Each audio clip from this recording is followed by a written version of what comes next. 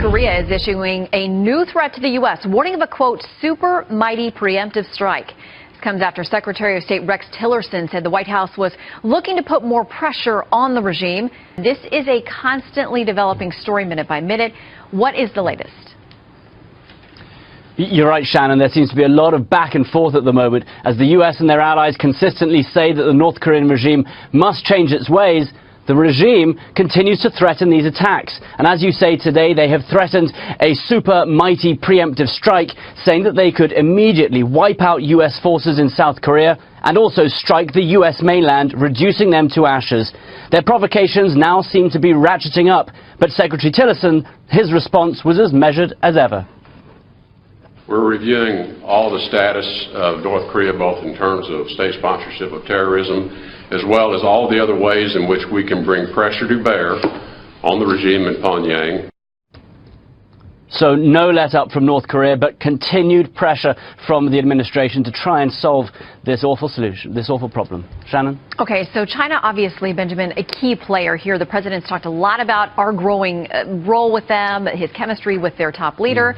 What does that country now have to say about how this is playing out? You know, Shannon, there's been sort of mixed signals from them. Of course, China has a relationship with North Korea. They have done for some time, and that's not going to change overnight. But they are getting frustrated with the regime. You know, the U.S. has a pretty good relationship with China on this at the moment, as seen with Trump's meeting with the president in Mar-a-Lago. But the Chinese say they are opposed to any U.S. unilateral sanctions and action in Korea. And they've also said that at the moment, they continue normal relations, including normal business contacts with the rogue state. Meanwhile, the U.S. and South Korea continued joint exercises named Max Thunder to serve as a deterrent as tensions mount. About 100 aircraft, including F-16s, took part in the drills aimed at checking the Air Force's air battle and surgical strike capabilities in an emergency situation. So very tense situations in the Korean Peninsula, but the U.S. still saying the era of strategic patience is over. All options remain on the table. We are seeking peace, not begging for it. We will defend the peace and security of our nation by our own might.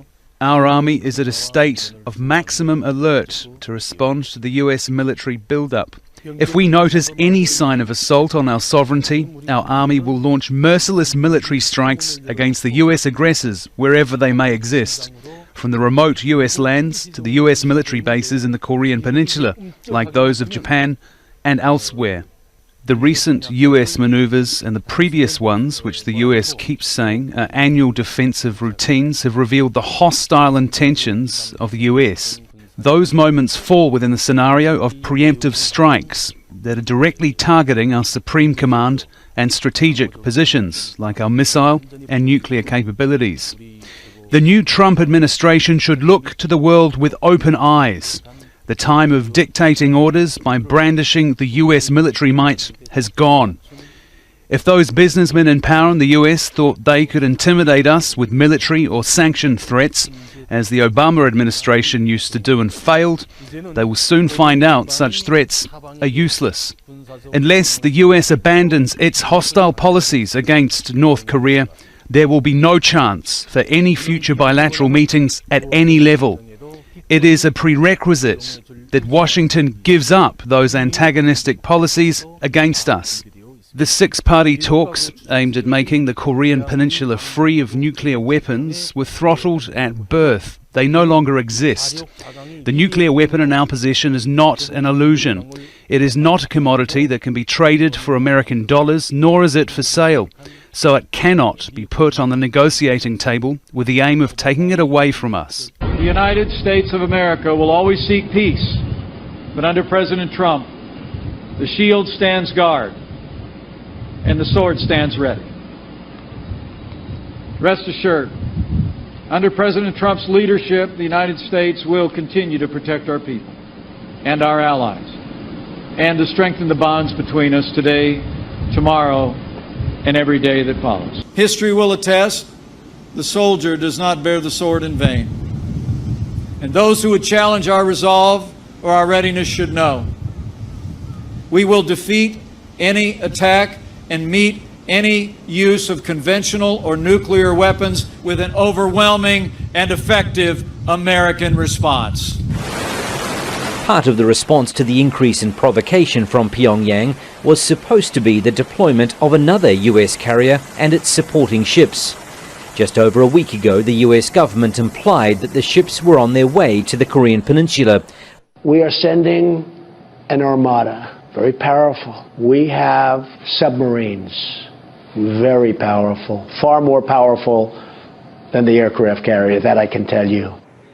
The problem is that it actually wasn't at that time. New York Times revealed that when Trump and a number of officials made the claim, U.S. carrier Carl Vinson, along with 3 other warships, were in fact heading to the opposite direction to take part in joint exercise with the Australian Navy in the Indian Ocean. And that blip could have stayed unnoticed if the Navy itself did not post a picture of the vessel last Saturday, saying it was made while Carl Vinson was passing through Sunda Strait off the coast of Indonesia. The untimely and uncoordinated announcement sent a lot of blushes onto the faces of the Pentagon officials, but now the White House says the armada is finally headed to the Sea of Japan. I believe that he might have spoken too quickly on this location of the vessel before it was actually arriving. The President said that we have an armada going towards the peninsula. That's a fact. It happened.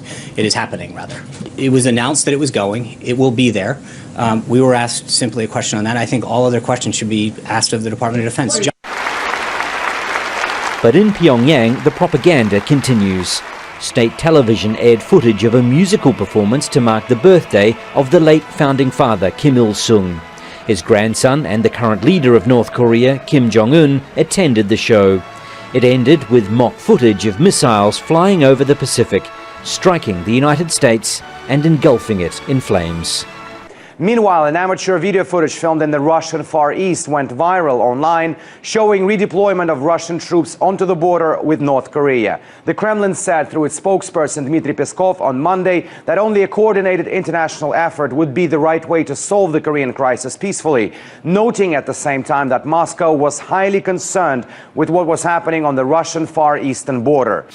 Уважаемые коллеги, начинаем пресс-конференцию глав внешнеполитических ведомств России и СНГ. Мы не приемлем ядерные, ракетные, авантюрные действия Пхеньяна в нарушении многочисленных резолюций Совета Безопасности ООН, но это отнюдь не означает, что можно таким же образом нарушать международное право, применяя силу. Я очень надеюсь, что односторонних действий, наподобие тех, которых мы видели вот недавно в Сирии, не будет. И что Соединенные Штаты будут следовать той линии, которую президент Трамп неоднократно озвучивал в период своей предвыборной кампании. The same notion has been voiced by Beijing. So things may have calmed down a little bit for now, but the situation can hardly be described as stable. The U.S. fleet is expected to arrive by the coast of the Korean peninsula early next week.